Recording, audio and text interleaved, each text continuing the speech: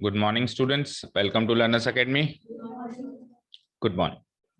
So today the most important topic of your probability chapter, Bayes theorem. Mostly questions इसी पे ही आते हैं ना. वो एक किस्मत वाली बात है कि हम बेस थ्योरम बहुत सारे क्वेश्चंस करके जाएं, टोटल प्रोबेबिलिटी भी आ जाए, तो वो चांस वाली बात है. बट जनरली हम मान के चलेंगे मेन टॉपिक यही है हमारी. ठीक है. कल हमने स्टार्ट किया था और मैंने आपको बताया था बेस थ्योरम सीखने से पहले अपने को ये सीखना पड़ेगा पार्टीशन ऑफ सैंपल स्पेस क्या होता है. उसके बाद उस पार्टीशन पे बेस्ड एक थ्योरम है जिसको कहते हैं लॉ ऑफ टोटल प्रोबेबिलिटी या थ्योरम ऑफ टोटल प्रोबेबिलिटी. और उसके बाद नंबर आता है किसका, बेस थ्योरम. तो उस पूरी वारदात को एक बार रिकैप कर देते हैं ताकि बेस थ्योरम पकड़ में आ जाए. ठीक है.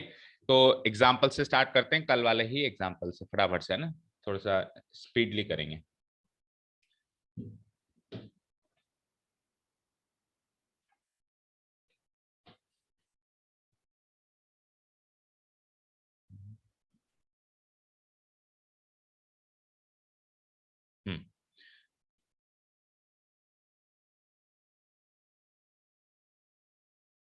देखो, कल वाले एग्जांपल से स्टार्ट करते हैं. लेट अस से, या फिर चेंज करें एग्जांपल. चलो एग्जांपल चेंज करते हैं. लेट अस से कि एक स्टूडेंट के एग्जाम में पास होने के या अच्छे मार्क्स स्कोर करने के लेट अस से कुल मिला के 3 फैक्टर्स हैं, है ना. वैसे तो बहुत सारे फैक्टर्स होते हैं, इस एज पर द सिचुएशन हम मान लेते हैं 3 फैक्टर्स है. ठीक है. पहला फैक्टर है लेट अस से उसकी मेहनत, है ना, हार्ड वर्क. Hard work. जो दूसरा फैक्टर है लेट अस से, जिसको अपन कहते हैं किस्मत, चांस वाली बात जो अभी अपन कह रहे थे कि डेस्टिनी या चांस जो भी है ना. और तीसरा जो फैक्टर है वो ये है कि उसने चीटिंग करी. हाँ, वो भी फैक्टर होता ही है. उसने चीटिंग करी, कॉपी करी या किसी भी तरीके से कोई चीट किया उसने, ना. ठीक है. तो ये 3 फैक्टर है जिससे वो पास हो सकता है या मार्क्स ला सकता है. ओके. इससे भी वो चांस से भी पास हो सकता है. चांस किस्मत से पास होने का मतलब है कि बस एक ही क्वेश्चन पढ़ के गया था पूरी बुक से और चांस था कि वही आ गया, किस्मत थी वही आ गया, हो गया पास. इससे भी हो सकता है. हार्ड वर्क से तो ऑब्वियसली हो ही सकता है भाई, हार्ड वर्क से तो होगा ही होगा, है ना. हार्ड वर्क से भी हो सकता है. और चीटिंग करके सपोज करो, इससे भी पास हो सकता है. तो वो इससे भी पास हो सकता है, वो इससे भी पास हो सकता है, वो इससे भी पास हो सकता है, और वो इससे भी पास हो सकता है. राइट. ठीक है. अब सपोज करो हार्डवर्क वाले फैक्टर को अपन कह देते हैं भाई उसने एक्चुअल में हार्डवर्क किया था, इस इवेंट को कह देते हैं E1. ठीक है. किस्मत से मतलब किस्मत उसकी काम कर गई, है ना, चांस उसका काम कर गया, इस इवेंट को कह लेते हैं E2. और उसने चीटिंग की थी, इस इवेंट को कह लेते हैं E3. और मान लेते हैं कि तीनों ही इवेंट्स इक्वली लाइकली हैं भाई, वो या तो ये रास्ता चुनेगा हार्डवर्क वाला, या वो किस्मत के सहारे जाएगा, या फिर वो चीटिंग करेगा. तीनों ऑप्शंस जो हैं उसका इक्वली लाइकली अपन अपन प्रोबेबिलिटी मान लेते हैं. अब वो इक्वली लाइकली है या नहीं है वो आपको क्वेश्चन में देगा, डोंट वरी, है ना. अभी के लिए मान लेते हैं कि इक्वली लाइकली है. तो प्रोबेबिलिटी ऑफ E1 क्या हो गई, 1/3, क्योंकि 3 है टोटल, उसमें से एक अपन फेवरेबल चूज कर रहे हैं. प्रोबेबिलिटी ऑफ E2 भी क्या हो गई बोलो, 1/3. एंड प्रोबेबिलिटी ऑफ E3 भी क्या हो गई, 1/3. अब बेस थ्योरम के अकॉर्डिंग थोड़ा बहुत मैं टर्मिनोलॉजी भी अभी के अभी ही यूज करते हुए जा रहा हूं. ये जो 3 होते हैं ना, E1 E2 E3, इनको कहते हैं हाइपोथेसिस. क्या कहते हैं, या फिर इनको कहते हैं कॉस. क्या कहते हैं, कॉस. ये कारण है, ये कारण है. अब इफेक्ट रिजल्ट अब मिल रहा है. तो या तो इनको क्या कहते हैं, हाइपोथेसिस, या फिर इनको कहते हैं कॉज इवेंट. पूरा नाम है कॉज इवेंट. ये कौन सा इवेंट है, किस तरह का इवेंट है ये कारण वाला इवेंट है, रीजन इवेंट है, या फिर जो एक्चुअल टर्म है वो क्या है, कॉज इवेंट, या फिर क्या कहते हैं, हाइपोथेसिस. स्पेलिंग बता देता हूं, हाइपोथेसिस. और इसका प्लूरल जब अपन करेंगे, जैसे 3 हो गए, तो ये टोटल मिला के 3 हाइपो. पता है किसी को इसका प्लूरल क्या होगा, इस वर्ड का प्लूरल होगा हाइपोथीसिस. आईएस की जगह ईएस लग जाएगा, ये इसका प्लूरल है ना. तो ये 3 हाइपोथीसिस हो गए हमारे पास, या फिर कॉस इवेंट्स हो गए. फाइन. अब सुनो, अब सपोज करो पास होने को मैं कह देता हूं इवेंट पी. पास होने को मैं क्या कह देता हूं, इवेंट पी. अब उसने E1 वाला रास्ता चुना, यानी E1 इवेंट तो हो गया घटित, उसने हार्डवर्क कर लिया और हार्डवर्क करने के बाद वो पास भी हो गया. तो इस चीज की प्रोबेबिलिटी को अपन कैसे डिनोट कराएंगे, P ऑन E1। कैसे डिनोट कराएंगे, P ऑन E1। और इसकी क्या वैल्यू होगी उसके लिए वो नॉलेज आपको क्वेश्चन में मिलेगी कि इसकी क्या वैल्यू होगी, वो खुद बताएगा कि है ना हार्डवर्क से पास होने की प्रोबेबिलिटी ये है, इस तरीके से कुछ स्टेटमेंट फॉर्म में वो बताएगा। ठीक है, सपोज करो उसने E2 रास्ता चुना था और उसके सहारे वो पास हो गया, तो उस प्रोबेबिलिटी को अपन किससे डिनोट कराएंगे, probability of P on E2। और सपोज करो उसने चीटिंग वाला रास्ता चुना था और उसमें भी वो पास हो गया, तो इस प्रोबेबिलिटी को कैसे डिनोट कराएंगे, probability of P on E3। अब अगर आपसे वो क्वेश्चन पूछे इस पूरे घटनाक्रम में कि बताओ क्या संभावना है वो पास हो जाए, क्या संभावना है कि वो, तो हम क्या करेंगे, टोटल प्रोबेबिलिटी निकालेंगे। टोटल प्रोबेबिलिटी मतलब तीनों केसेस कंसीडर करेंगे, तीनों केसेस की अलग अलग प्रोबेबिलिटी निकालेंगे and we will add them up in the last. ठीक है, तो पहला रास्ता था हार्डवर्क वाला, तो हार्डवर्क करने की प्रोबेबिलिटी क्या है, 1/3। और हार्डवर्क करने के बाद वो पास हो जाए, वो प्रोबेबिलिटी आपको कुछ ना कुछ दे देगा। लेटर से वो दे रखी है आपको, लेटर से 1/2 दे रखी है, मान लेते हैं ये मान लो 1/3 दे रखी है और ये मान लो 2/3 दे रखी है फॉर एग्जाम्पल, है ना। ठीक है, तो क्या करूंगा, सबसे पहले multiplication theorem on probability use करूंगा। 1/3 को किससे मल्टीप्लाई करूंगा, 1/2। तो 1/3 इंटू 1/2 ये प्रोबेबिलिटी है पास होने की पहले रास्ते से। फिर 1/3 इंटू 1/3 ये प्रोबेबिलिटी है पास होने के दूसरे रास्ते से। एंड 1/3 इंटू 2/3 ये प्रोबेबिलिटी है पास होने की from the third way which is cheating, है ना।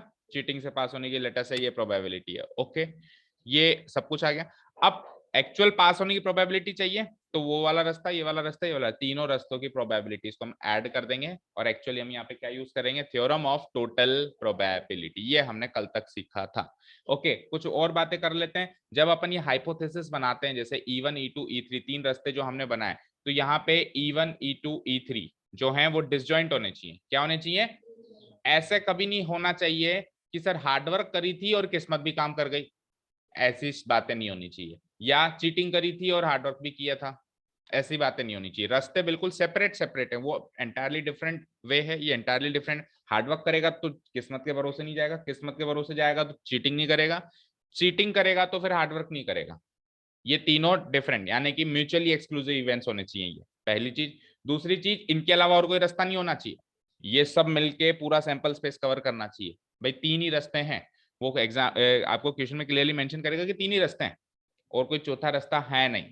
ठीक है, तीसरी चीज, तीनों की कुछ ना कुछ प्रोबेबिलिटी होनी चाहिए, हार्डवर्क की भी कुछ ना कुछ प्रोबेबिलिटी होनी चाहिए, चांस की भी होनी चाहिए और चीटिंग की भी होनी, जैसे अभी 1/3 1/3 1/3 अपन ने मानी, ये तीनों बातें होनी चाहिए। ठीक है, इन तीनों को अपन क्या कहते थे, अभी अभी मैंने बताया, हाइपोथेसिस। ठीक है, इनको क्या कहते थे अपन, और इन्हीं तीनों से मिलकर पार्टीशन ऑफ सैंपल स्पेस भी बनता है। क्या बनता है, तो मैं यूं कह सकता हूं कि पार्टीशन ऑफ सैंपल स्पेस में सारे हाइपोथेसिस होते हैं, ये सारे कॉस इवेंट्स होते हैं। ओके, टर्मिनोलॉजी भी साथ के साथ याद करते चलो। दूसरी टर्मिनोलॉजी सुनो, बेस थ्योरम पे आ रहा हूं मैं धीरे धीरे, है ना। दूसरी टर्मिनोलॉजी, थोड़े एरो मार्क्स हटा देता हूं, थोड़ी क्लीन कर देते हैं इसको। देखो, इवन होने की जो प्रोबेबिलिटी थी वो 1/3 थी।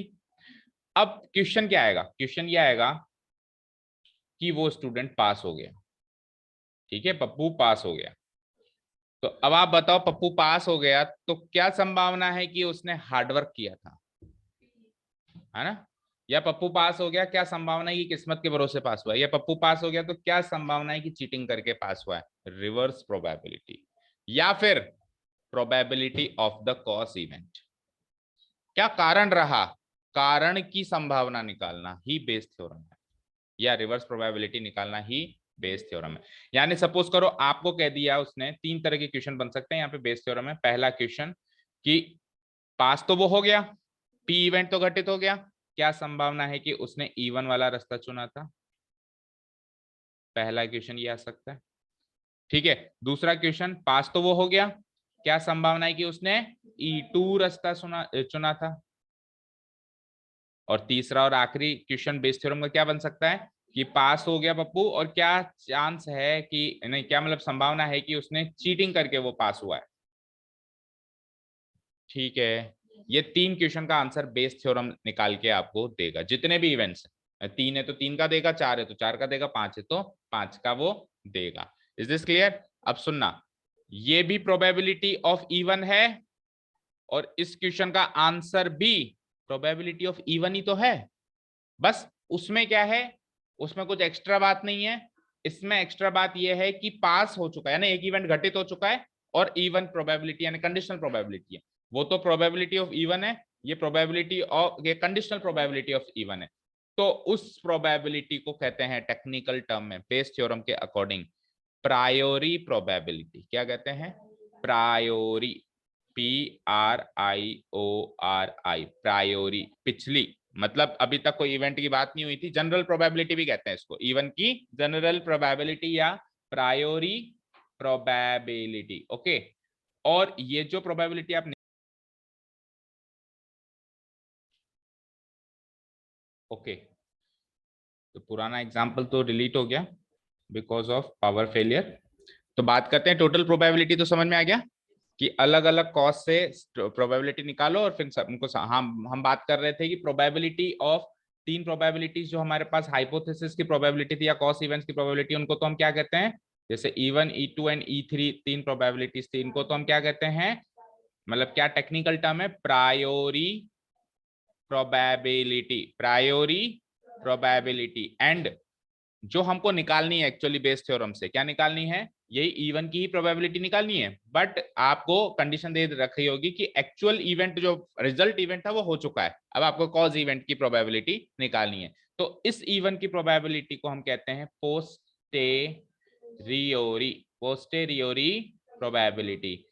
और ये पोस्टेरियोरी प्रोबेबिलिटी हम निकालते हैं with the help of Bayes theorem. तो मैं कह सकता हूं बेस थ्योरम वो थ्योरम है जो हमको पोस्टेरियोरी प्रोबेबिलिटी निकाल के देती है, किसकी, कॉज इवेंट्स की या हाइपोथेसिस की।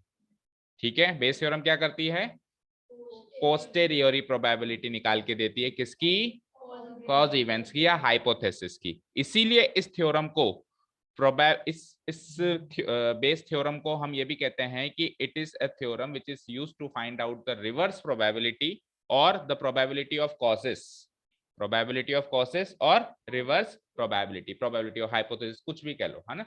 ठीक है, अब ये निकालते कैसे हैं, अब ये निकालते कैसे हैं, तो फॉर्मूला है अभी मैं टेक्निकली भी लिखवा दूंगा भी। कोई भी इवेंट ले लो, लेट अस से EJ ले लेता हूं मैं, ना कोई भी इवेंट, या I ले लो, EI ले लेता हूँ ना मैं, ऑन P। तो हम क्या करेंगे, जस्ट इसका रिवर्स कर देंगे, जस्ट इसका क्या कर देंगे, रिवर्स, P ऑन EI जिसकी वैल्यू होगी हमारे पास, okay, into probability of EI ये भी हमारे पास होगी, divided by total probability of, ये P लिख दिया मैंने, A लिख देता हूं मैं इसको ना, A, total probability of A. Total probability निकालना पिछले उसमें सीख ही लिया अपन ने। इसको मैं प्रोबेबिलिटी ऑफ ए भी लिख सकता हूँ, या फिर जो टोटल प्रोबेबिलिटी का फॉर्मूला है वो भी लगा सकता हूँ। क्या है टोटल प्रोबेबिलिटी का formula, summation, summation probability of E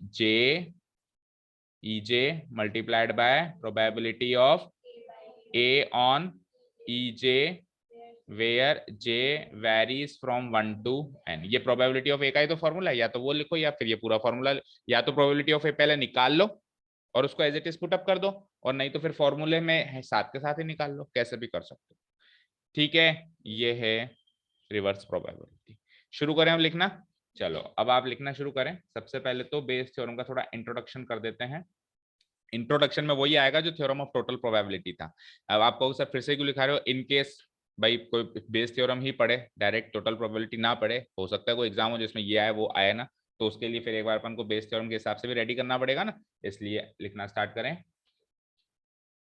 let the events E1, E2, E3, EI भी होगा बीच में कहीं, up to EN constitute the partition of the sample space S।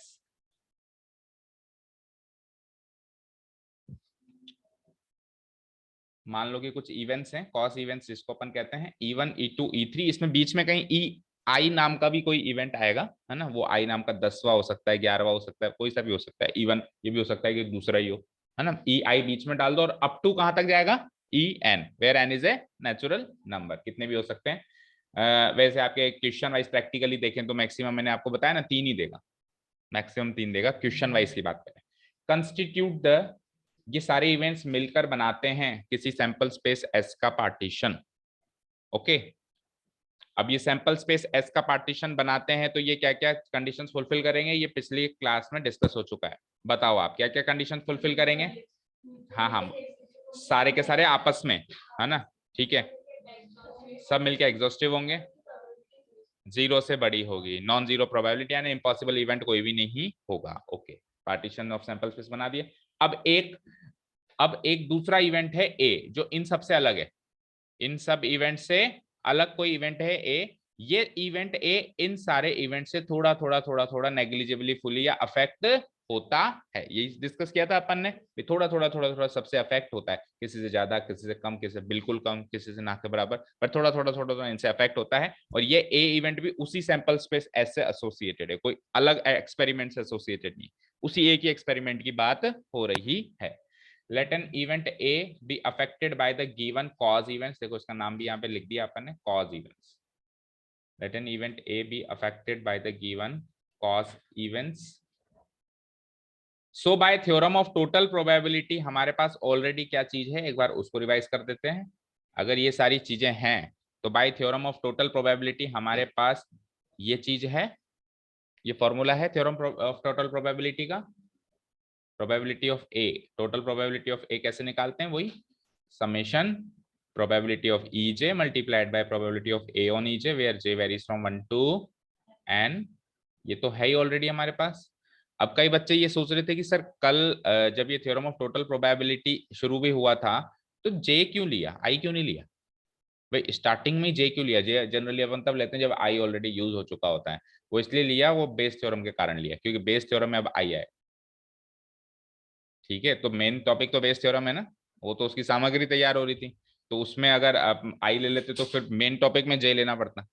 Main topic को इंपॉर्टेंस देने के लिए इसमें जे लिया, अब इसमें आई लेंगे, मतलब ऊपर होगा तो वही, लेकिन भाई जो मेन टॉपिक होता है उसको स्टैंडर्ड लेटर मिलता है, जो छोटा टॉपिक होता है उसको दूसरा बच्चे को चल लेटर मिलता है, होता है ना ऐसा, थ्योरम में यही तो होता है ना। तो अब मेन टॉपिक है बेस थ्योरम। भाई जिसकी जो शादी में मेन दूल्हा दुल्हन है उसको तो फोकस मिलेगा ना, बाकियों को थोड़ा ना इतना मिलेगा। ठीक है, ओके, चलिए। भाई किसी के माइंड में ये बात आई होगी सर जे क्यों हुआ, मेरे माइंड में तो आई थी जब मैंने पढ़ना स्टार्ट किया था कि जे का क्या मतलब है, आई आई कहाँ गया। फिर वो जब मेन टॉपिक पे आया ना फिर पता चला अच्छा आई यहाँ यूज होना था, इसको बचा के रखा था। ठीक है, ये तो टोटल प्रोबेबिलिटी का रिवीजन हो गया। ओके, अब बात करते हैं आगे। Now the probability of any cause event E I, any, any लिखा है मैंने, यानी कि वो ई वन भी हो सकता है, ई टू भी हो सकता है, ई थ्री, इवन लास्ट भी हो सकता है, ई एन भी हो सकता है, any cause event E I provided that मतलब ये ऑलरेडी गिवन है, क्या गिवन है कि event A has already occurred. ये प्रोवाइडेड दैट है, मतलब ये कंडीशन गिवन देगा वो आपको कि इवेंट ए जिसकी टोटल प्रोबेबिलिटी अभी तक निकाल रहे थे ना वो अब हो चुका है, वो 100% हो चुका है। अब आप बताओ वो कोस इवेंट हुआ था, उस कारण से ये हुआ है, इसकी संभावना आप बताओ। ठीक है, is given by what, Bayes theorem as follows. क्या है formula, probability of E I on J equal to, पहले फॉर्मूला से चलते हैं, probability of E I on A, क्या फॉर्मूला होता है कंडीशनल प्रोबेबिलिटी का, दोनों का इंटरसेक्शन और नीचे प्रोबेबिलिटी ऑफ ए, यही होगा भाई। ई आई ऑन इनका ऑन ए की प्रोबेबिलिटी कैसे निकालोगे, इन दोनों का इंटरसेक्शन की प्रोबेबिलिटी ऊपर और टोटल प्रोबेबिलिटी ऑफ ए नीचे, दैट मींस ये जो चीज है, ये जो चीज है ये तो अब आ जाएगी नीचे, ये तो आ जाएगी नीचे, और ऊपर क्या होगा। अब आप बताओ मल्टीप्लीकेशन थ्योरम ऑन प्रोबेबिलिटी से कि ई आई इंटरसेक्शन ए कैसे निकलेगा, बोलो। Probability of multiplication theorem on probability लगाओ, E I multiplied by A on E है, मल्टीप्लीकेशन थ्योरम सेकंड एक्सरसाइज में सीखा है ना। तो ये फॉर्मूला फाइनली कन्वर्ट हो जाता है मेन फॉर्मूला में, लाइक दिस।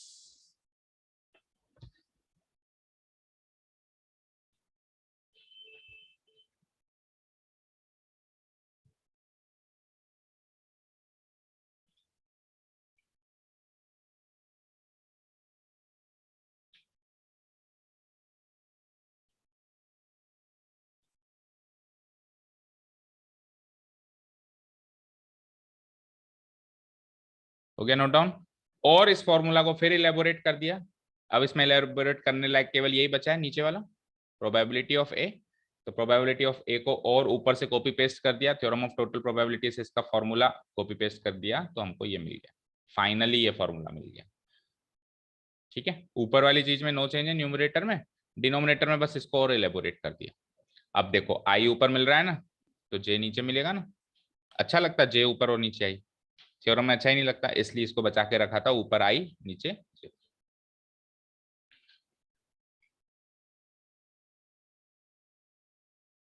सीधे बेस थ्योरम कोई पढ़ के दिखा दे, समझ में ही नहीं आएगी कभी। सीधे अगर मैं ये फॉर्मूला लिखवा देता, कुछ टोटल प्रोबेबिलिटी नहीं निकालता, तो ये बाउंसर जाता ऊपर से, है क्या ये आई और जे।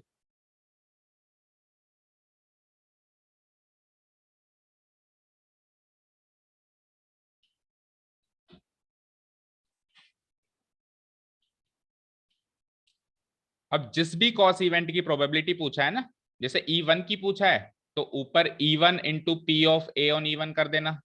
सपोज करो E2 की पूछा है, तो E2 into P A on E2 कर देना। E3 की पूछा है, तो E3 multiplied by A on E3 कर देना। ये ऊपर चेंज होता जाएगा, जिसकी भी वो पूछता जाएगा, तो इसलिए उसको जनरली आई से डिनोट कराती है ना। ठीक है, और नीचे तो टोटल प्रोबेबिलिटी जैसे अभी पिछले क्वेश्चन में निकाली थी, पिछले कल के टॉपिक में निकाली थी, वो निकलेगी। यहाँ तो सम होगा सबका, यहाँ तो क्या होगा, सबका सम होगा। न्यूमरेटर में केवल वही आएगा जिसकी पूछी है, E1 की पूछी है तो E1 ही आएगा, E2 की पूछी है तो E2 ही आएगा, E3 की पूछी है तो E3 की आएगा, नीचे E1 E2 E3 जितने भी है सबका सम होगा, क्योंकि नीचे तो टोटल प्रोबेबिलिटी है। ओके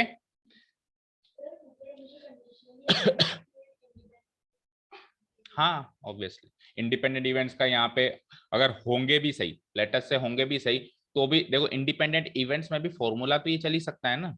इंडिपेंडेंट इवेंट्स में क्या है, conditional probability and general probability same है भाई। अगर ये दोनों इंडिपेंडेंट होंगे भी सही, तो प्रोबेबिलिटी ऑफ ए ऑन ई आई और प्रोबेबिलिटी ऑफ ए बराबर होंगे, यही तो होगा। तो बराबर होंगे तो भी मैं इसकी जगह ये तो लिख ही सकता हूँ ना भाई, ये फॉर्मूला तो कभी फेल होगा ही नहीं ना मल्टीप्लिकेशन थ्योरम वाला, फिर चाहे से वो इंडिपेंडेंट हो चाहे से ना हो। हाँ इंडिपेंडेंट होने की गारंटी हो जाती है तो फिर फॉर्मूला को चेंज कर पाते हैं। ठीक है ना, बाकी ये फॉर्मूला दोनों में काम करेगा। ठीक है जी,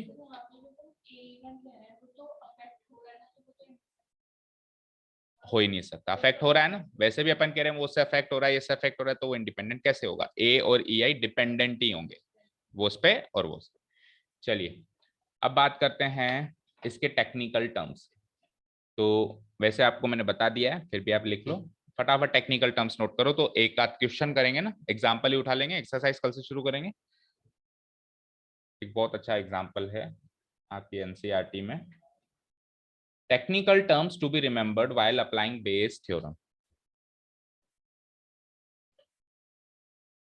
बेस थ्योरम में ये अपोस्ट्रोफ है ना, एस के बाद लगता है, कई बच्चे बेस थ्योरम ऐसे लिखते हैं, कोई बच्चे का कोई भी लिख लेता है कई बार जल्दीबाजी में, ये लिखना गलत है, ये लिखना सही है। एक्चुअली जो मैथमेटिशियन थे उनका नाम है बेस, अगर अपन ऐसे लिखेंगे ना तो हमने उनका नाम बे बना दिया, फिर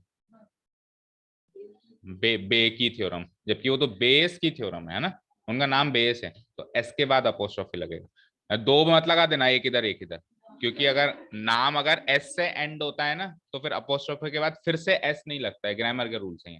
अगर किसी का भी नाम एस से एंड होता है तो अपोस्ट्रोफी ही लगता है, उसके बाद फिर से एस नहीं लगता, और एस के अलावा किसी भी और लेटर से एंड हो रहा है तो फिर अपोस्ट्रोफी एस लगता है। ठीक है, जैसे सपोज करो मैंने लिख दिया कमल स्पेन, तो एल से एंड हो रहा है ना, तो अपोस्ट्रोफी एस लगाऊंगा। लेकिन मान लो एक कोई ऐसा व्यक्ति जैसे कि विकास, अब विकास का नाम वैसे ही एस से एंड हो रहा है, तो केवल अपोस्ट्रोफी लगेगा, फिर से एस नहीं लगेगा, तो उनका नाम एंड ही एस से हो रहा है, उसमें उनकी क्या गलती, तो इसलिए अपोस्ट्रोफी एस नहीं लगेगा, ओनली अपोस्ट्रोफी लगेगा। ठीक है, technical terms to be remembered while applying Bayes theorem. पहला टेक्निकल टर्म है कि E1 E2 E3 जिनको अपन कॉस इवेंट्स जनरली नाम से पुकार रहे हैं, इनको एक्चुअली टेक्निकली क्या कहते हैं, hypothesis. The cause events E1 E2 E3 बीच में EI भी होगा up to EN are called the hypothesis.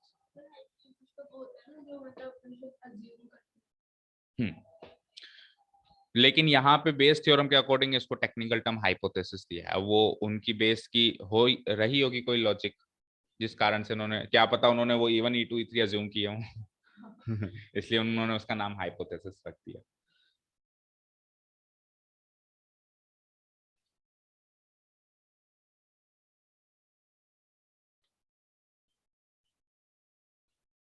ठीक है, अब इनमें से किसी भी हाइपोथेसिस या कोस इवेंट को उठा लो और उसकी जनरल प्रोबेबिलिटी की बात करो तो उसको क्या कहेंगे, प्रायोरी probability of the hypothesis E I.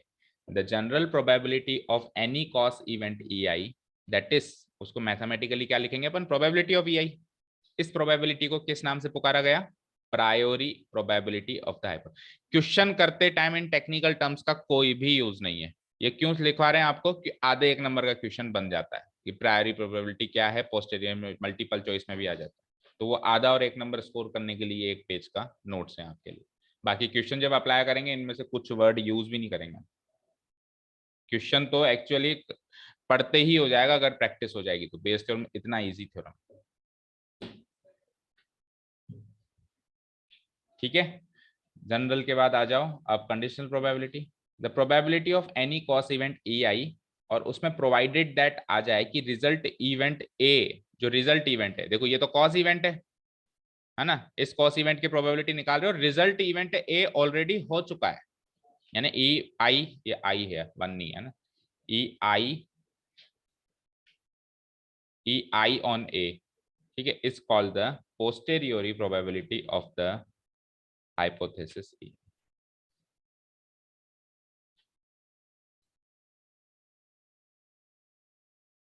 The probability of any cause event ei, provided that the result event a has occurred, और इसको मैथमेटिकली कहेंगे अपन probability of E I on A.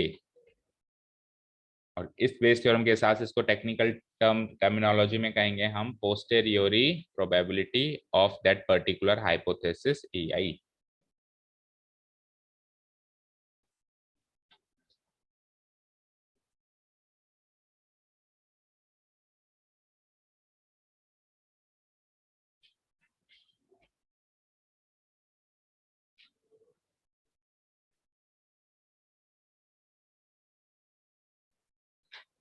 ठीक है,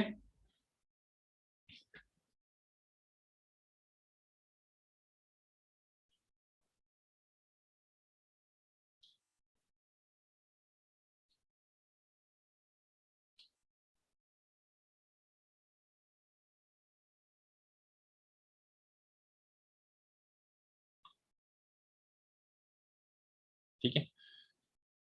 उसके बाद फिर वही है कि इस थ्योरम को किस किस नाम से पुकारा जाता है, नोट डाल के लिखिए। Base theorem is also called the formula to find the probability of causes or the reverse probability। हाँ,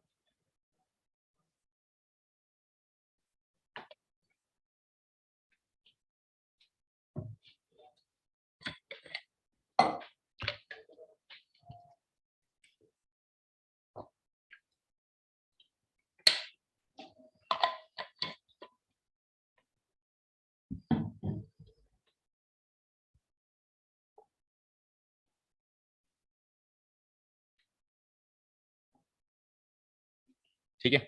base theorem is also called the formula, एक फॉर्मूला है बेस थ्योरम, किस चीज को फाइंड आउट करने का फॉर्मूला है, to find the probability of causes, ठीक है, और द रिवर्स प्रोबेबिलिटी। जो सीआईडी होते हैं ना, सीबीआई ऑफिसर, सीआईडी या डिटेक्टिव एजेंसीज, वो इस प्रोबेबिलिटी का बहुत यूज करते हैं, या मान लो पोस्टमार्टम रिपोर्ट में भी इसका यूज होता है।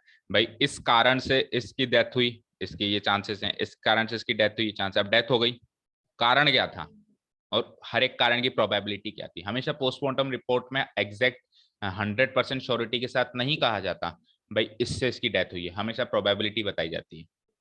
भाई चांसेस हैं कि हार्ट अटैक से इसकी डेथ हुई है या किसी और चीज से डेथ हुई, चांसेस ही बताए जाते हैं हमेशा। 100% श्योरिटी कोई भी पोस्टमार्टम रिपोर्ट नहीं देती। वो ऐसे बोल दिया जनरली, मुंह से ऐसे जनरली बोल दिया, वो एक अलग बात है ना, बट उसको कोई ये चीज लिखित में दे नहीं दे सकता वो। उसको अगर आप कहोगे ना डॉक्टर को कि तू लिख के दे कि ये 100% इस कारण से, वो नहीं लिख के दे सकता। ठीक है ना, वो थोड़ा ना बॉडी के अंदर घुस के देख के आया, ये कारण है। हमेशा अजम्पशंस ही होते हैं हर किसी के। ठीक है, तो वही बात है, ये रिवर्स प्रोबेबिलिटी यूज करते हैं वो डॉक्टर्स हैं, ये जितने भी सीआईडी वगैरह जो होता है। अभी क्वेश्चन करेंगे ना, मजा आएगा। क्या? हाँ ठीक है, चलिए। अब उसके बाद फिर रैंडम वेरिएबल्स आ गए, तो ये हमारे 13.3 का इंट्रोडक्शन कंप्लीट होता है यहाँ पे। 13.3 एक्चुअली हम कल से स्टार्ट करेंगे, थोड़ा बहुत टाइम बचा है, तो let us take some good examples, है ना। मतलब है एग्जांपल्स करीब 5-6, उसमें से छांट छांट के जो अच्छे वाले एग्जांपल्स हैं वो आज कवर कर लेते हैं ना, बाकी फिर आप कर लेना एक्सरसाइज शुरू होने से पहले, सारे एग्जांपल्स आप घर पे कवर कर लो। आ जाइए, सबसे पहले तो पहला एग्जांपल लेते हैं, क्योंकि हमेशा पहला एग्जांपल एनसीईआरटी का एक बेसिक एग्जांपल होता है जिससे अंडरस्टैंडिंग बन जाती है ना।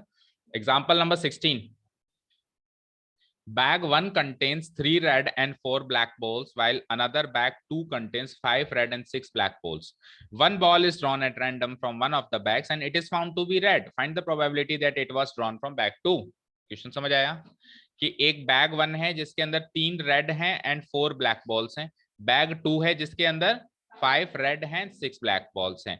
अब एक बॉल चूज करी जाती है वन ऑफ द बैग्स, यानी पहले बैग चूज किया जाता है रैंडमली, फिर बैग में से बॉल चूज की जाती है और वो बॉल कैसी पाई गई?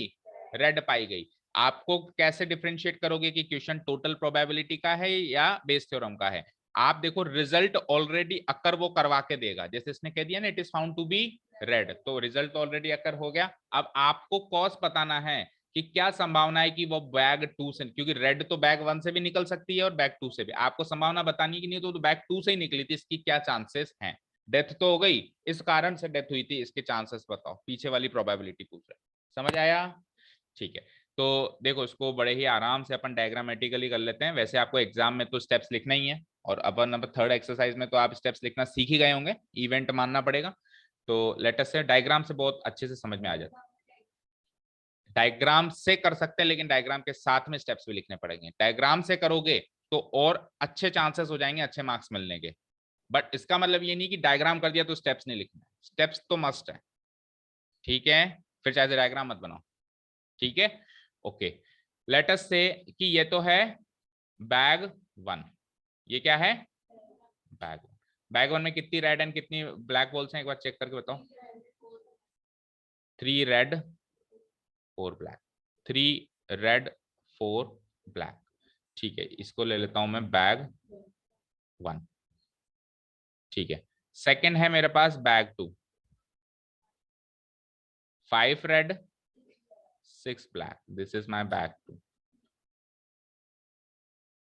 ठीक है, अब सपोज करो दोनों में से एक बैग सेलेक्ट करेगा, तो सपोज करो बैग 1 सेलेक्ट करने के इवेंट को E1 कह देते हैं और बैग 2 सेलेक्ट करने के इवेंट को E2 कह देते हैं।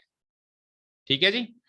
अब बैग 1 सेलेक्ट करके भी आप रेड बॉल तक जा सकते हो और बैग 2 सेलेक्ट करके भी आप रेड बॉल तक जा सकते हो ना। तो यहां से भी आप रेड बॉल तक पहुंच सकते हो, यहां से भी आप रेड बॉल तक, ये पहुंच गए आप रेड बॉल। क्यों रेड बॉल ही क्यों कह रहा हूं? क्योंकि उसने रिजल्ट रेड बॉल का है ना। मैं ब्लैक बॉल क्यों नहीं कह रहा हूं, उसने रिजल्ट क्या कहा है? It is found to be red. तो जो अगला इवेंट है ना, जिसको अपन ए बोलते हैं, इवेंट ए बोलते हैं ना, उस इवेंट ए को मान लेते हैं कि रेड बॉल निकली थी हमारी, या इवेंट आर भी कह दो, R for red and R for, R को एक इवेंट भी बोल सकते हो। और वैसे जनरली ए बोल रहे थे अपन, अभी जब फॉर्मूला लिखा था अपन ने ए ऑन, तो वैसे ही ए बोल दो, कैसे भी इसको डिनोट कर दो। अब सुनो, जब दो ही बैग हैं तो वो बताएगा नहीं आपको, ये कॉमन सेंस है कि probability of E1 and probability of E2 कितनी हो जाएगी? 1/2 एंड 1/2, यानी प्रायोरी प्रोबेबिलिटी तो हो गई 1/2 1/2, क्योंकि दो ही बैग्स हैं, रैंडमली एक बैग सेलेक्ट करेंगे तो फेवरेबल 1, टोटल 2, 1/2 1/2। अब E1 सेलेक्ट हो चुका है, इस रास्ते पे हूं मैं ना, E1 तो सेलेक्ट, और ए इवेंट आपको अकर करवाना है, यानी आपको रेड बॉल निकालनी है। तो रेड बॉल निकालनी है E1 में से, तो E1 में कितनी रेड बॉल है? 3, और टोटल बॉल्स कितनी है? 7। तो E1 में से रेड बॉल निकलने की संभावना 3/7 होगी या नहीं होगी? अब ये ए ऑन E1 जो है ये आपको एक तरीके से गिवन ही हो गया ना, ए ऑन E1 आपको निकालना नहीं पड़ा, ये ऑलरेडी गिवन हो गया। सिमिलरली अगर आपने E2 सेलेक्ट कर लिया है और उसमें से रेड बॉल निकलने की संभावना आप पूछ रहे हो, तो E2 में टोटल नंबर ऑफ बॉल्स कितनी है 11 और उसमें रेड कितनी है 5, तो A ऑन E2 की वैल्यू हो गई 5/11। फाइन। अब आपसे क्या पूछ रहा है कि रेड बॉल निकली है, आप पता लगाए क्या संभावना है कि ये रेड बॉल तो इस बैग से निकली है, ये रेड बॉल तो इस बैग से निकली। तो क्या फॉर्मूला है हमारे पास? फॉर्मूला है कि हमको निकालना क्या है एक्चुअली, रेड बॉल तो निकल चुकी है। पहले बात करते हैं कि हमको निकालना क्या है। निकालना हमको ये है कि रेड बॉल तो निकल चुकी है और वो कहां से निकली हो, बैक 2 से, यानी कि E2 इवेंट हुआ हो इसकी संभावना आपसे पूछी, यानी एक्चुअली आपको E2 ऑन आर निकालना है। क्या निकालना है बेटा? E2 on are. By formula हम क्या करते हैं, इसका जस्ट उल्टा लिख देते हैं R ऑन E2, है ना।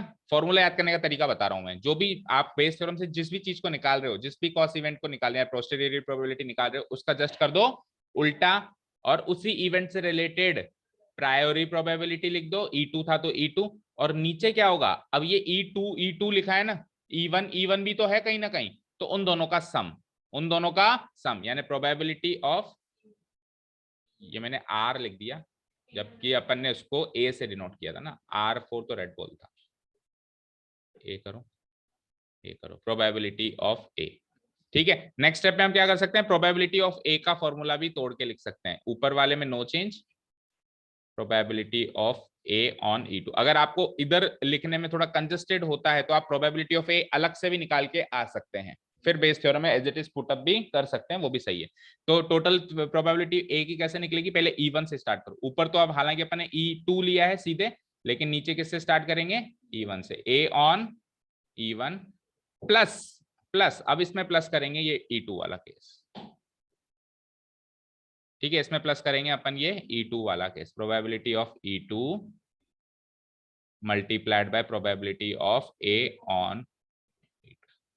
ठीक है, समझ आया। नीचे तो दोनों केस, दोनों रस्तों का जोड़ है, ऊपर जिस रास्ते की बात करिए केवल वो है। प्रोबेबिलिटी का मतलब ही यही होता है, फेवरेबल अपॉन टोटल। प्रोबेबिलिटी के फॉर्मूले को भी जस्टिफाई कर रहा है ये, देखो नीचे तो टोटल जितने भी रास्ते हैं सबकी टोटल प्रोबेबिलिटी आ गई ए की, ऊपर आपको कौन से रास्ते की चाहिए उसको ऊपर लिख दिया अपन। ओके ठीक है, अब क्या है, आपको वैल्यूज पुट अप करो। तो यहां कर देता हूं, देखो प्रोबेबिलिटी ऑफ E2 क्या है, half. Probability of A on E2 क्या है, देखो 5/11 डिवाइडेड बाय E1 क्या है, वही हाफ, और A ऑन E1 क्या है 3/7, इसको चाहो तो ब्रैकेट भी लगा दो, प्लस अब ये सेकंड चीज तो ऊपर वाली आएगी एज इट इज 1/2 इंटू 5/11।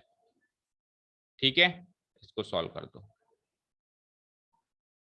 तो 1/2 इंटू 5/11 इज 5/22, नीचे 3/14 प्लस 5/22। चलो सॉल्व करके बताओ, एलसीएम एलसीएम लेके जल्दी से करके बताओ।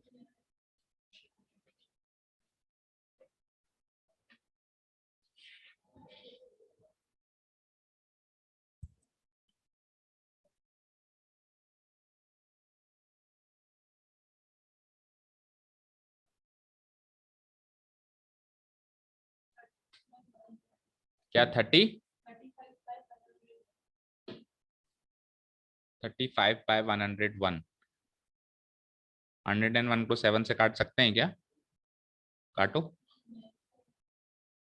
नहीं काट सकते। ओके, तो 35/101, एक बार आंसर चेक कर लो।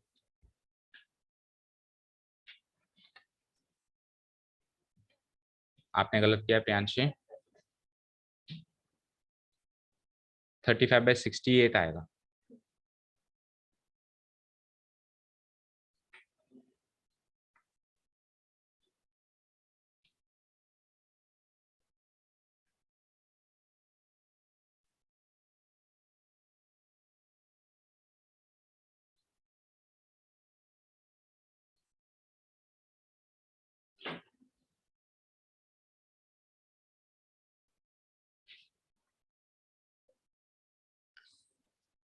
हो गया, कैलकुलेशन मिस्टेक है कुछ, पकड़ में नहीं आ रही। ऊपर तो 5/22, नीचे 14 इंटू 22, और फिर 22 3 जा 66 प्लस 14 5 जा 70,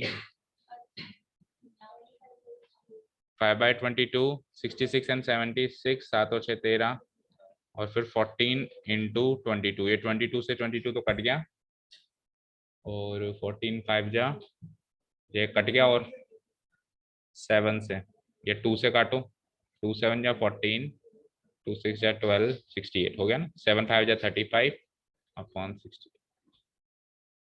ठीक है बेटा,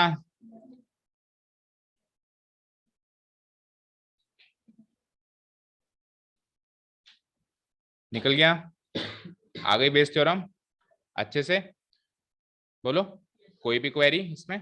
अब इसमें छोटे मोटे काम आपको करने हैं, जैसे इवेंट्स मानने, इवेंट E1 इवेंट को क्या मानेंगे कि choosing bag one, choosing bag one, इस तरीके से काम आपको करना ही पड़ेगा।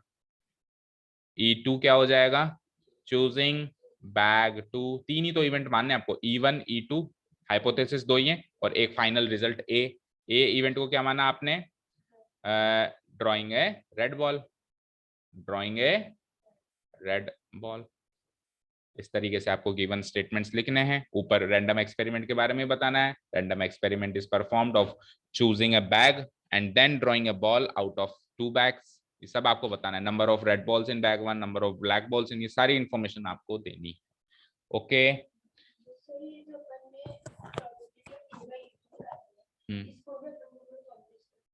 ना ना ना ना, अपन सीधे लिख देंगे, now probability of drawing a red ball given that it is drawn from E bag 2 is given by probability of A on E2 and it is equal to 5/11, that is it। एक statement लिख देंगे कि red ball निकलने की probability जब वो E2 bag 2 से निकली हो, उसको इस गिवन बाय, इस प्रोबेबिलिटी को कैसे गिवन करेंगे, A on E2 equal to फिर 5/11।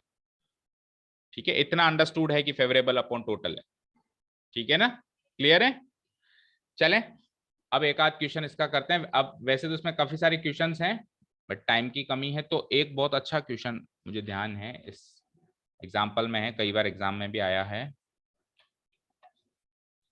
एक मिनट रुको, 18 देखो एक बार, देखो 18 कहता है कि suppose that the reliability of HIV test, एक HIV टेस्ट है, उसकी रिलायबिलिटी की बात हो रही है, रिलायबिलिटी यानी कि कितना वो भरोसेमंद है, मतलब टेस्ट तो करवा लिया पर्सन ने और मान लो उसको डिटेक्ट भी हो गया, लेकिन कई बार क्या होता है टेस्ट पॉजिटिव होता है लेकिन एक्चुअली उसको वो बीमारी होती नहीं है। अभी कोविड के टाइम में कितनी बार ऐसा हुआ कि कोविड पॉजिटिव टेस्ट तो कर रहा है, क्योंकि मशीन की डिफेक्ट हो सकती है, उसको यूज करने वाले की डिफेक्ट हो सकती है, कुछ भी हो सकता है ना, तो उसी पे ये पूरा एक तरीके से रिसर्च आधारित है ना, ध्यान से सुनना।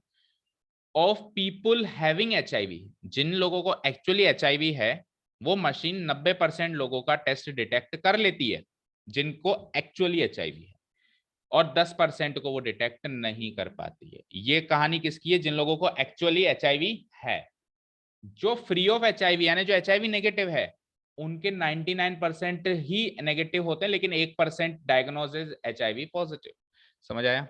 अब इस पूरी चीज को अपन एक टेबल में प्लॉट करेंगे ना, तब सारी चीजें समझ में आएगी। जिनको है उनके तो कितने परसेंट डिटेक्ट हो रहा है, पॉजिटिव बता रहा है और नेगेटिव बता रहा है, और जिनको एक्चुअली नहीं है उनमें भी कुछ परसेंट को वो पॉजिटिव बता रहा है, 1% को पॉजिटिव बता रहा है, 99% को तो वो नेगेटिव ही बता रहा है।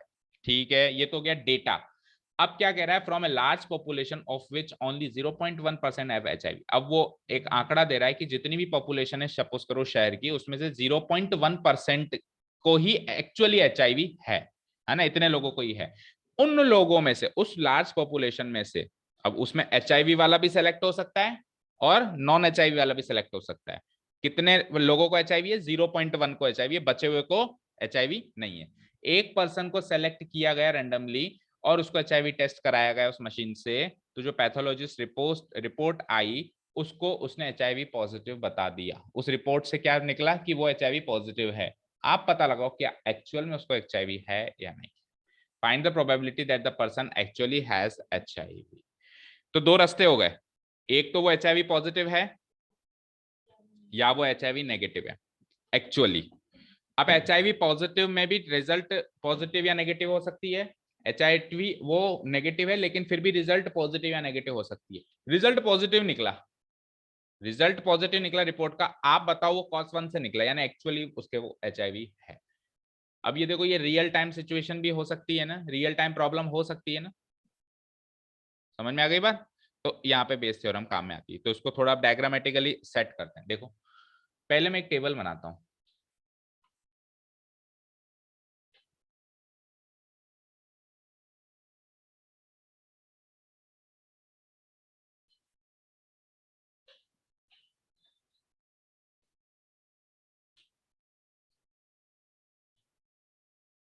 तीन कॉलम और तीन रोज की एक टेबल बनाते हैं।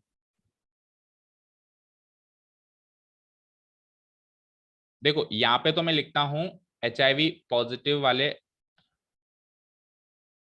HIV पॉजिटिव एक्चुअली जो है, और यहाँ पे मैं लिख देता हूं HIV जो नेगेटिव है, ये एक्चुअल वाले हैं ना, ठीक है। और यहाँ पे रिपोर्ट पॉजिटिव बताती है, रिपोर्ट पॉजिटिव बताती है, और यहाँ पे रिपोर्ट नेगेटिव बताती है। चलो अब रीड करते हैं डेटा को। जिनको एक्चुअली पॉजिटिव, जो एक्चुअली HIV बीमारी है जिनको, और उनकी रिपोर्ट भी पॉजिटिव बताती है, ऐसे लोग कितने? 90%। और एक्चुअली पॉजिटिव है और रिपोर्ट नेगेटिव बताती है, ऐसे बचे हुए हो जाएंगे 10%। 90 में से 100 में से 90 गए तो। अब जिनको HIV नेगेटिव यानी जिनको बीमारी है नहीं लेकिन फिर भी रिपोर्ट पॉजिटिव बताती है, ऐसे लोग कितने? 1% था जितना मैंने रीड किया था, आप और रीड कर लो। 99 को तो वो नेगेटिव बताती है ना, और 99 को रिपोर्ट नेगेटिव बताती है। तो ये एक तरीके से पूरा आंकड़ा सेट हो गया। अब इनमें से एक्चुअली HIV कितनों को है? ओनली 0.1%, यानी बचे हुए को HIV नहीं है, यानी 99.9% को एक्चुअल में HIV नहीं है। ठीक है, समझ आया? कहाँ पे 0.1 है बेटा? 100 में से 0.1 करें।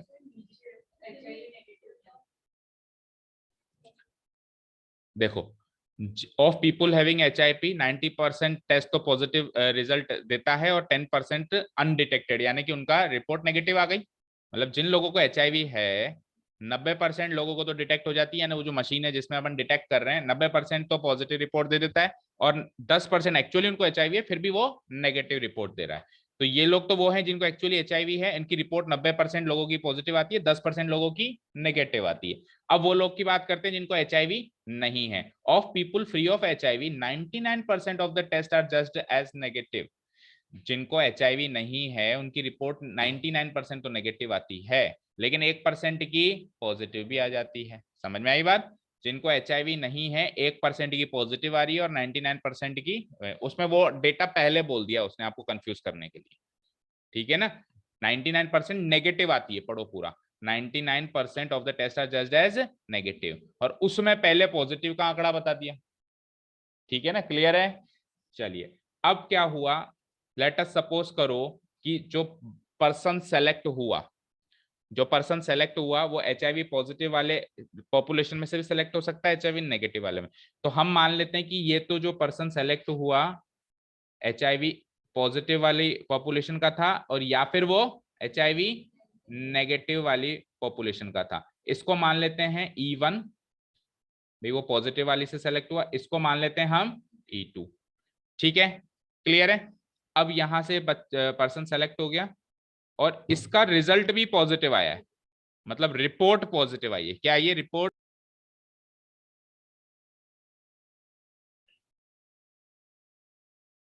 चलो फटाफट से मुझे बताओ, जल्दी से करवा दो।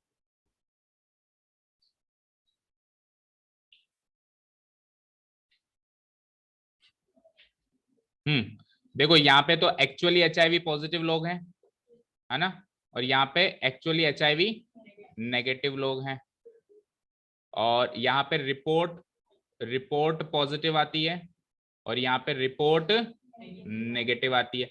एक्चुअली HIV पॉजिटिव लोगों की 90% रिपोर्ट पॉजिटिव आती है और 10% नेगेटिव आती है। जो नेगेटिव लोग हैं उनकी 1% पॉजिटिव आती है, क्योंकि है वो एक्चुअली नेगेटिव ना, तो मशीन इतनी भी फर्जी थोड़ा ना होगी। मशीन है तो थोड़ी सी फर्जी होगी, है ना, आटे में ही नमक होगा, नमक में आटा थोड़ा होगा। और 99% वो सही बताती है ना, एक्चुअली नेगेटिव ही बताती है भी वो नेगेटिव, और नेगेटिव बताती है। ठीक है, अब हम बात कर रहे थे, हमने दो इवेंट चुने। एक तो भाई वो जो लोग हैं HIV पॉजिटिव लोग हैं, और एक वो एक्चुअल में क्या है HIV नेगेटिव लोग हैं। इसको अपन ने मान लिया E1 इवेंट, इसको मान लिया था अपन ने E2 इवेंट। यहां से अगर वो सेलेक्ट होके जाता है और उसकी रिपोर्ट पॉजिटिव लानी है ना, क्या कहा है उसने कि उसकी रिपोर्ट क्या आ गई? पॉजिटिव। तो रिपोर्ट पॉजिटिव आने को अपन ने इवेंट ए मान लिया, रिजल्ट इवेंट है ये, ठीक है जी। और एक बार ऊपर ये भी लिख देते हैं, एक्चुअल में एचआईवी पॉजिटिव लोग कितने हैं 0.1%, और नहीं है वो है 99.9%। तो मुझे बताओ प्रोबेबिलिटी ऑफ E1 क्या होगा 0.1%, यही तो होगा 0.1। और 0.1% को थोड़ा सा और सॉल्व कर दूं तो 0.1 डिवाइडेड बाय 100 यानी कि 0.001, 0.1% है ना बेटा, equal to 0.1 divided by 100, solve करके लिख दिया मैंने सीधे, है ना। ठीक है, आगे चलते हैं। E2 इवेंट होने की प्रोबेबिलिटी बताओ। E2 इवेंट क्या है कि जो मैंने पर्सन सेलेक्ट किया है वो एचआईवी नेगेटिव है, एक्चुअल में एचआईवी नेगेटिव। तो कितने लोग हैं एचआईवी नेगेटिव 99, नहीं नहीं 99.9%, कन्वर्ट करोगे तो बेटा 0.999 आएगा ना, वही बोला क्या, okay. Probability of E2 equal to 0.999। Obviously इन सब की प्रोबेबिलिटी मिलके 1 होगी, क्योंकि ये एग्जॉस्टिव इवेंट्स हैं, जितने भी कॉस इवेंट्स हैं इन सबकी प्रोबेबिलिटी मिलके क्या होगी हमेशा, जैसे पहले 1/2 लेते थे 1 होती थी ना, तो यहाँ पे भी आप क्रॉस चेक कर सकते हो 0.001 एंड 0.999 की प्रोबेबिलिटी 1 हो रही है, ओके। अब यहाँ पे ये प्रोबेबिलिटी सोचना थोड़ा सा भारी होता है, इसको ध्यान से सोचो।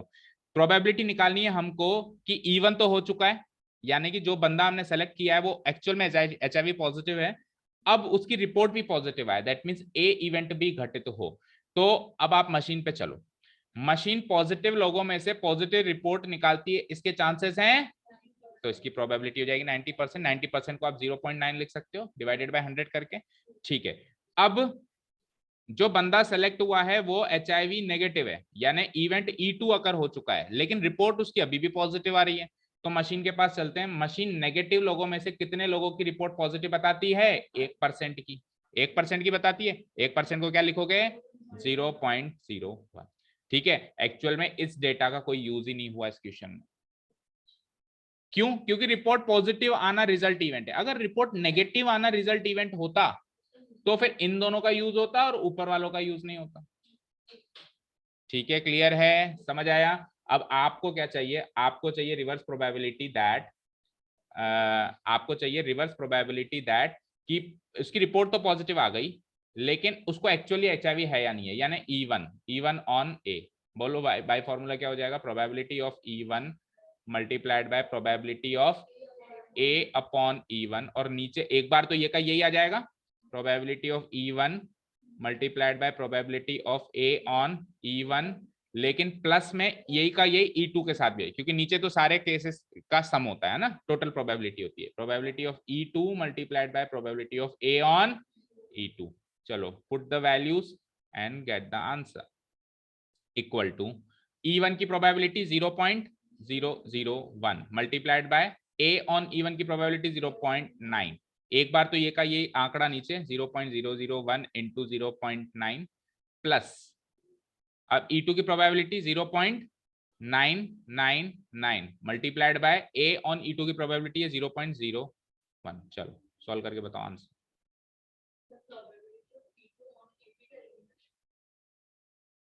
E2 ऑन ए क्यों करेंगे, आपसे केवल इतना पूछा है कि ए इवेंट हो चुका है और वो ए इवेंट E1 की वजह से हुआ था, यानी एक्चुअली वो पर्सन एचआईवी पॉजिटिव था। क्वेश्चन क्या है, find the probability that the person actually has HIV. अगर वो कहता person does not has HIV, तो अपन यहाँ पे E1 की जगह क्या निकालते, E2 ऑन ए निकालते।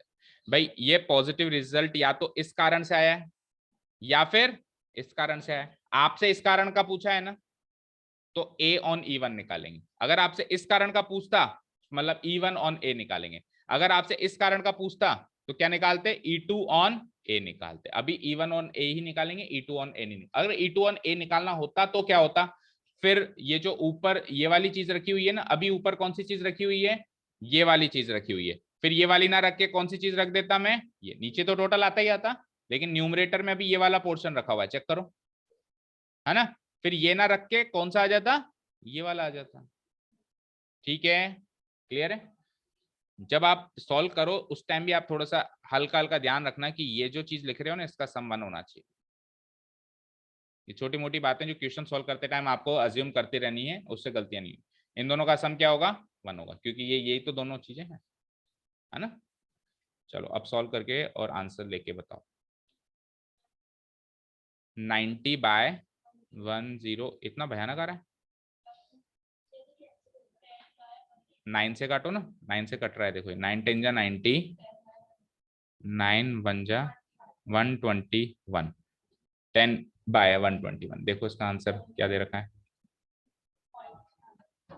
0.083 अप्रोक्स। हाँ, तो इसको सॉल्व कर लेना, it will be equal to 0.083 approx. This is the final answer.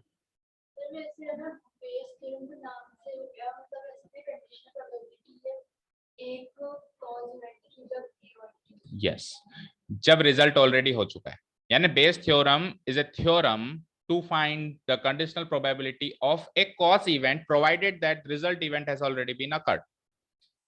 ठीक है, रिजल्ट हो चुका है, कॉस की प्रोबेबिलिटी निकालनी है, कंडीशनल प्रोबेबिलिटी प्रोवाइडेड दैट वो हो चुका है। इस प्रोबेबिलिटी को निकालने के लिए जो थ्योरम दी गई वो है बेस थ्योरम। ठीक है ना,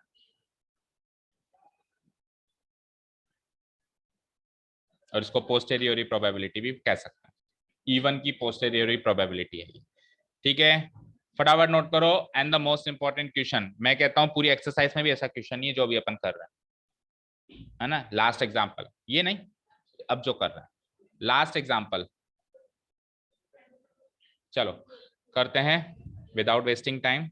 इससे पहले फिर से बंद हो। हाँ जी, एग्जाम्पल नंबर, लास्ट वाला एग्जाम्पल ऑफ दिस एक्सरसाइज 13.3 से जस्ट पहले वाला क्वेश्चन रीड करो। बहुत ही अच्छा क्वेश्चन है, ध्यान से सुनना बच्चों। इस तरह के क्वेश्चन अगर एग्जाम में बन के आएंगे तो थोड़ी सी तकलीफ हो सकती है, इसलिए ध्यान से समझना। A man is known to speak truth 3 out of 4 times। एक आदमी 4 में से 3 बार सच बोलता है। ठीक है, कोई आदमी है जिसके सच बोलने की प्रोबेबिलिटी है 4 में से 3, यानी 75% प्रोबेबिलिटी हो गई वो सच बोलता है, बची हुई प्रोबेबिलिटी 25% हो गई वो झूठ बोलता है। हाइपोथेसिस ऑब्वियसली यही होगा, E1 होगा सच बोलना, E2। कई बार के इतने सारे क्वेश्चंस कर लेते हैं ना, क्वेश्चन पढ़ते पता चल जाता है अच्छा ये हाइपोथेसिस है ना। 3 out of 4 टाइम्स तो E1 हो गया और 1 out of 4 टाइम्स E2 हो गया झूठ बोलना।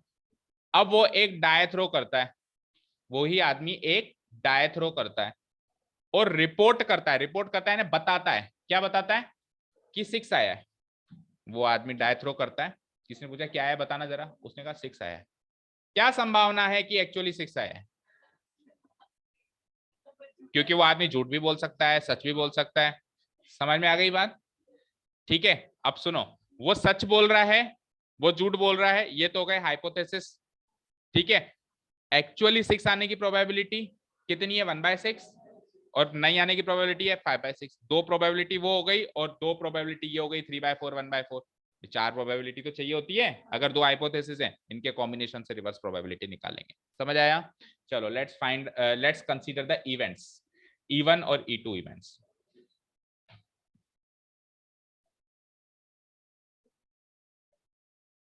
देखो E1 इवेंट मान लेते हैं कि ही स्पीक्स द ट्रूथ, वो सच बोल रहा है, और E2 इवेंट मान लेते हैं बेटा कि ही लाइज, या हाँ चलो लाइज लिख देते हैं, झूठ बोल रहा है ना।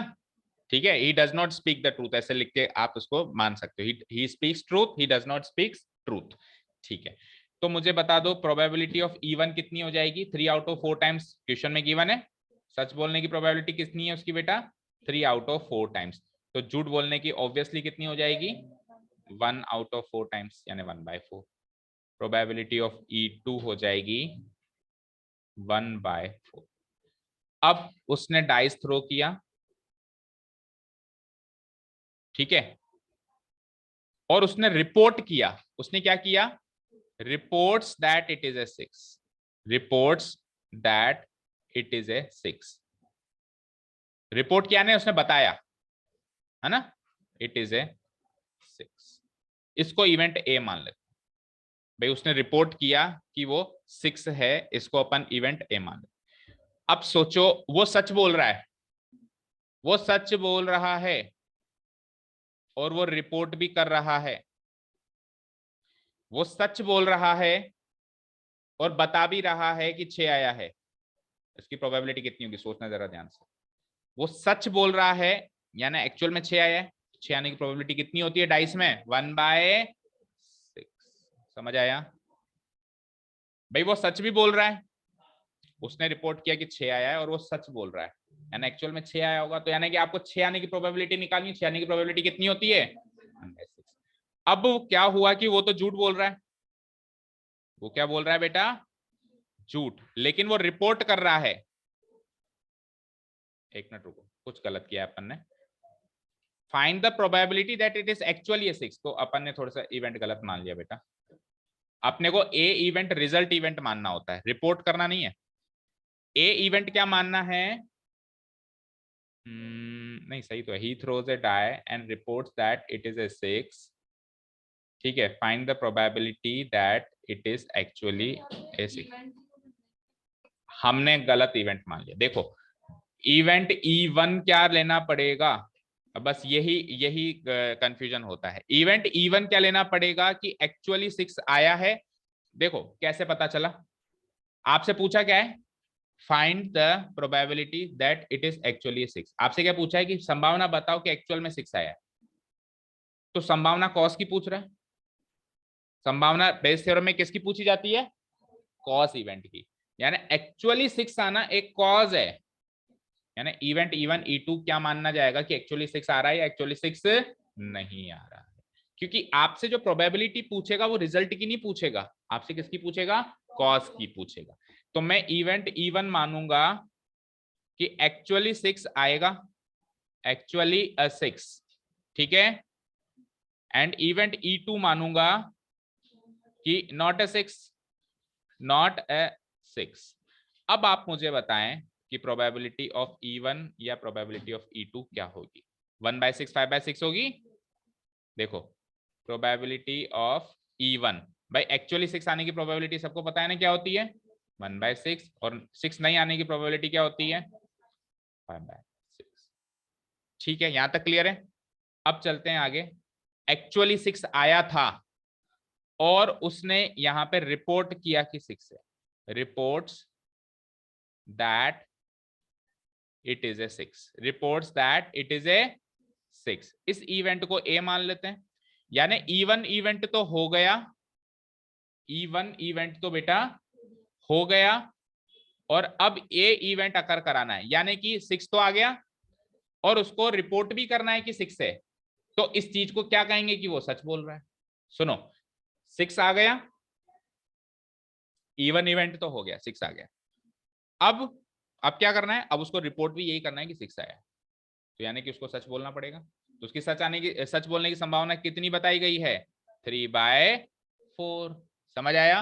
अब E2 इवेंट हुआ था, E2 इवेंट हुआ था यानी कि 6 नहीं आया था, लेकिन फिर भी वो रिपोर्ट कर रहा है कि 6 आया, दैट मीन्स वो झूठ बोल रहा है। तो A on E2 क्या हो जाएगी? 1/। समझ आया? ठीक है ना भाई, आपको रिजल्ट देना है कि वो रिपोर्ट करेगा कि 6 है, वो बताएगा कि 6 है। अब एक्चुअली 6 आया है और वो बता रहा 6 है, दैट मीन्स सच वाला केस चल रहा है, यानी 3/4। और एक्चुअली 6 नहीं आया लेकिन फिर भी वो बताएगा 6, तो ये झूठ वाला केस चल रहा है, दैट मीन्स 1/4 चल रहा है। अब आपको क्या निकालना है? आपको ये निकालना है कि ए इवेंट तो हो चुका है, यानी कि वो तो बता रहा है कि 6 है, लेकिन एक्चुअल में 6 आना चाहिए, यानी E1 ऑन ए चाहिए आपको। ठीक है, बोलो बाय फॉर्मूला जस्ट इसका कर दूं उल्टा, ए ऑन E1 और उसी की प्रायोरी प्रोबेबिलिटी से मल्टीप्लाई भी होगा, नीचे ये वाला केस तो आएगा ही आएगा, और यही केस E2 के साथ भी आ जाएगा। A on E1 plus same to same probability of E2 multiplied by A on E2। चलिए वैल्यूज पुट अप करो। E1 की प्रोबेबिलिटी है 1/6 इंटू A on E1 की प्रोबेबिलिटी है 3/4। नीचे 1/6 इंटू 3/4 तो रहेगा ही रहेगा, प्लस E2 की प्रोबेबिलिटी है 5/6 एंड A on E2 की प्रोबेबिलिटी है 1/4। सो इट इज व्हाट 3 एक बार इसको काटो मत, 3/24 और नीचे 3/24 प्लस 5/24, तो ये 24 24 24 एज इट इज कट जाएगा ना, तो 3/8 इज द आंसर।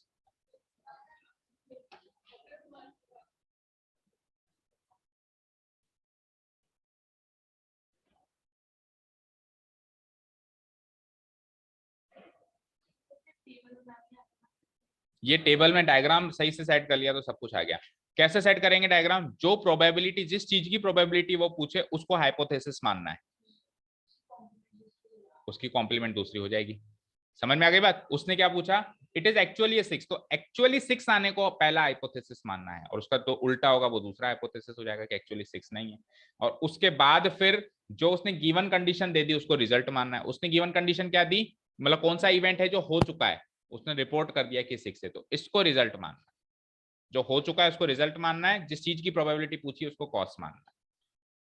ठीक है, इस तरीके से काम करना। ओके, चलिए तो काफी है। कल से अपन इसकी एक्सरसाइज करेंगे ऑब्वियसली। अब वैसे अपन एग्जांपल्स में इतने अच्छे अच्छे क्वेश्चंस कर लिए, तो कल आपको एक्सरसाइज तो बिल्कुल शुरू के क्वेश्चन तो बिल्कुल बच्चों वाले लगने वाले हैं, बट फिर भी एक्सरसाइज तो करनी है, उसको तो छोड़ नहीं सकते। टोटल 14 क्वेश्चन हैं, देखते हैं कल की तारीख में कवर हो जाए, क्या पता। चलो, thank you so much for listening to us, have a nice day, keep learning and